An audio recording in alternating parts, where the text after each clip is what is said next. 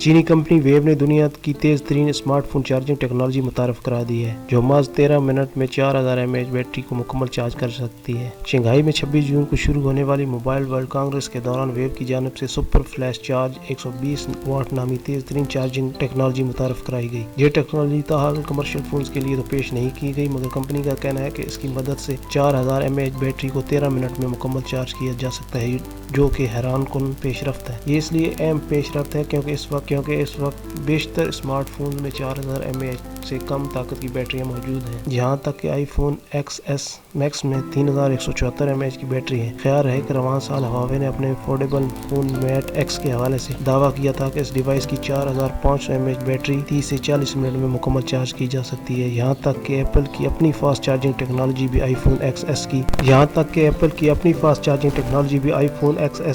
2658 mAh battery آدھے گھنٹے میں صرف 50% چارج کر پاتی ہے۔ دوسری جانب ویو کی نئی ٹیکنالوجی کسی اسمارٹ فون کی 50% بیٹری چارج کرنے کے لیے 5 منٹ کا وقت لیتی ہے۔ اس ٹیکنالوجی میں کاسٹیوم USB-C کیبل کو 120 واٹ چارجر کے ساتھ لگایا جاتا ہے تاکہ کم از کم وقت میں بیٹری کو چارج کیا جا سکے۔ یہ واضح نہیں کہ ویو کی یہ تیز ترین ٹیکنالوجی عام صارفین کے لیے کب دستیاب ہوگی۔